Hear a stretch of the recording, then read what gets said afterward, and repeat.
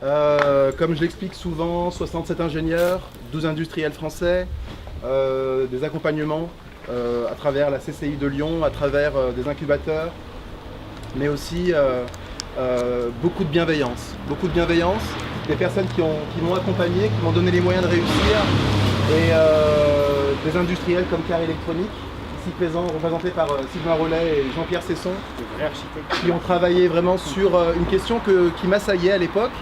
Et pour avoir été moi-même revendeur pendant 10 ans, je me disais, mais pourquoi les pianos numériques ne m'ont jamais donné envie?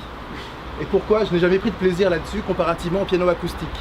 Je parlais des appareils photo numériques. En 2000, il existait des appareils photo d'1 mégapixel. C'était très sympa pour aller en vacances, mais les professionnels trouvaient ça risible. Et aujourd'hui, force est de constater qu'il existe des appareils de 40 mégas et tous les professionnels en ont. Et la question était simple, c'était est-ce qu'aujourd'hui on est capable de dépasser le simple stade numérique tel qu'on connaissait il y a 10, 15, 20 ans et d'aller chercher un son, d'aller donner envie aux musiciens, aux professionnels de se faire plaisir en fait. Non pas de supplanter le piano acoustique, mais de dire avoir un instrument qu'on puisse ranger facilement dans une valise, le mettre dans le coffre de sa voiture, partir dans une maison de campagne, jouer au bord de la mer, à la montagne, et se dire c'est mon piano, je l'aime, et qu'il n'y ait pas de notion d'adaptabilité à l'instrument. Voilà vraiment le challenge que je m'étais fixé et qui a été relevé avec succès par l'entreprise Car Électronique, mais aussi d'autres industriels comme Megetech, comme Lito Production pour la partie bois. C'est donc 12 industriels français, un produit fait entièrement en France, c'est quand même sympa, Cocorico. On a réussi à faire quelque chose quand même qui dépasse ce qui a été réalisé par nombreuses marques hein, comme Yamaha, Roland, Korg, Casio et autres. Donc c'est quelque chose qui m'a touché aussi d'avoir vos retours à tous en tant que pianiste professionnel, de me dire qu'effectivement on avait atteint un but et aujourd'hui c'est la grande première avec ADLH Music. C'est ici que en fait, le piano va être présenté. La première maison, il y en aura une autre à Berlin, à Tokyo et à Paris. Bon. Mais j'aimerais aussi remercier monsieur et madame Perilla ici présentes qui sont les propriétaires du lieu et qui ont permis à cette belle aventure de voir le jour. On va sillonner en fait les routes de France, mais tout d'abord nous allons gravir le col de l'Izoard avec le cher président d'ADLH Music au guidon et un piano Phoenix à l'avant.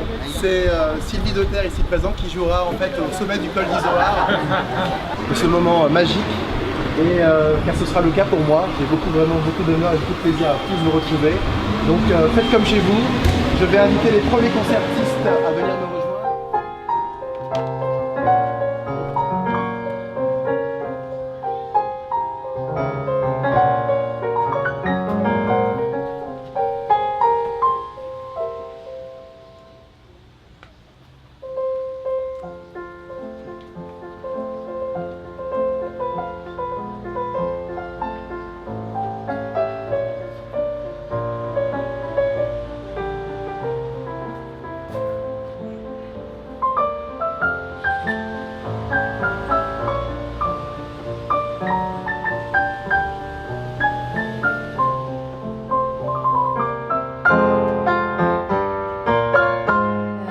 Déjà, oui, quand je l'ai découvert, j'ai eu un vrai coup de cœur, c'est-à-dire que d'un coup, on a engagé un dialogue. Shakib, il m'avait emmené chez moi, il était tard, j'étais dans mon salon, j'ai commencé à jouer et j'ai oublié ce qui se passait autour, c'est-à-dire vraiment sur du Liszt, du Rameau. D'un coup, il y avait toutes justement ces micro-vibrations, les notes réagissaient entre elles, il y avait une finesse, il y avait un dialogue, il me racontait quelque chose, je pouvais vraiment échanger avec. Voilà, ça a été une vraie rencontre, quoi, comme une rencontre amoureuse.